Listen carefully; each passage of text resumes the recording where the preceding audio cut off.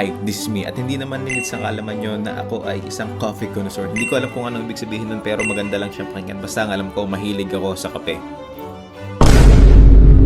At habang nag-i-scroll nga ako dito sa TikTok, ay nakita ko itong nagka-trending na coffee shop na to.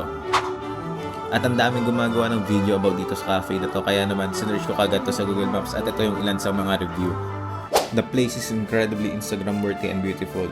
I tried a croissant and a peach mango pie, both of which were delicious. So far so good. We also ordered mocktails, and although I'm not familiar with the taste of mocktails, they were okay for me. However, the only concern is that since the cafe is highly popular on social media, it tends to attract a large crowd. 4 stars.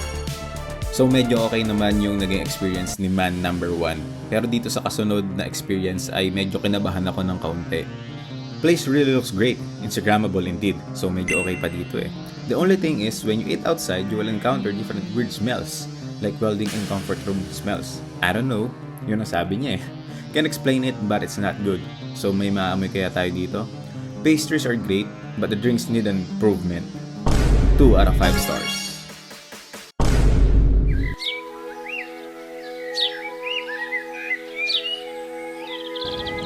Hindi pa ako makapag-start ng shoot kasi sorry, maling clip lang yung nailagay ko dito pero ito na yung kasunod na content na i-upload ko after ng video na to. So make sure to subscribe and follow para sa mga kasunod na content. Ito na talaga yung video. So sa video na to kasama natin yung napakaganda kong asawa na si Kiel, na owner ng Kiel. At wala siyang idea na habang nagsushoot sila dito ay i-review ko yung cafe na to. Kunyari hindi ko hawak yung camera. At bago nga kami magdiretso dun sa cafe, susunduin muna namin yung isa naming model. At wala rin silang ka-idea na isasama ko sila dito sa video na to. Hi ka daw sa vlog. At ito na, papunta na kami dito sa Cafe Amelia. At totoo nga yung comment ni man number 2 dahil pagdating pa lang dito ay rinig na yung welding at amoy na yung pagkaka-welding. Pero hindi naman amoy yung CR, kaya cross out natin yung comment na yun ni man number 2. At pagbungad naman ay meron kang makikitang gantong message. So, plus points sa kanila to. At pagpasok ko naman sa mismong store ay medyo maraming tao kasi around 1 PM o 2 PM. So, rush hour tong oras ng pagpunta namin dito para mag-shoot. Pero tahimik naman, kaya plus points pa rin naman to. Pati yung interior nila, maganda naman yung ilaw. Tapos parang merong binalon na tissue dito sa taas. Dito lang ako nakakita na merong mga bato sa loob ng establishment. May semento, tapos may mga puting bato. Ewan ko kung anong tawag dyan. Pero naubos ko yung pastry. So tama yung sabi ni man number 2 na pastries are great dito sa cafe na to. At wala pa rin ka-idea yung mga kasama ko dito dahil busy sila sa pag-shoot. Ako naman nandito tahimik lang sa gilid na akala nila basta lang nagsasalita dito sa harap ng camera. Pagpasok ko dito sa comfort room, meron akong bagay na dito wala nakita. Isang golden na bidet.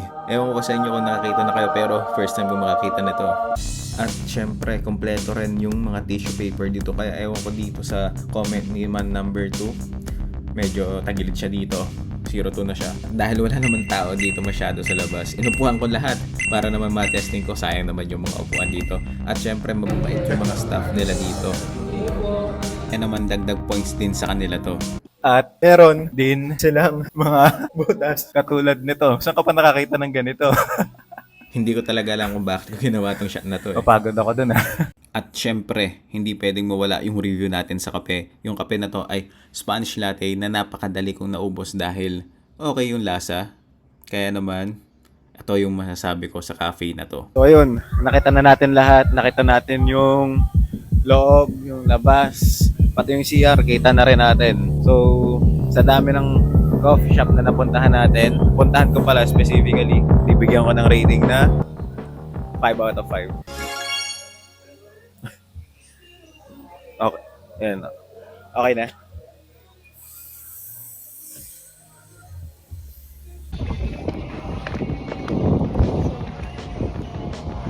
Tapos nabangga raw, no? Kaka-content ko na bangga. At syempre, hindi doon natatapos yung review natin sa Cafe Amelia dahil titignan ko kung may effect pa yung caffeine habang nag-gym ako. Kasama rin natin dito yung nag-model sa Kiel kanina dahil siya rin yung coach namin dito sa gym eh. At kahit nga medyo paggabi na yung pag-gym namin dahil dun sa caffeine na ininom natin kanina sa Cafe Amelia, hindi naman ako masyado inantok sa buong workout session namin at nakasurvive pa rin ako sa pag-gym. At sa sobrang talab sa akin nung kape na ininom ko kanina, kinarera ko pat ultimo itong nagbabike sa harapan ng treadmill ko.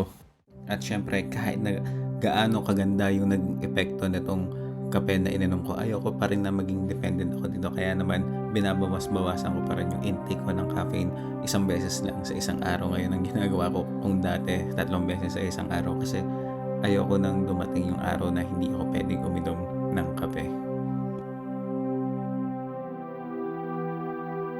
Ayun na yung huling ganap namin sa araw na to. See you on the next video. And if you like this video, please subscribe at manood pa kayo ng video. Please, yun lang.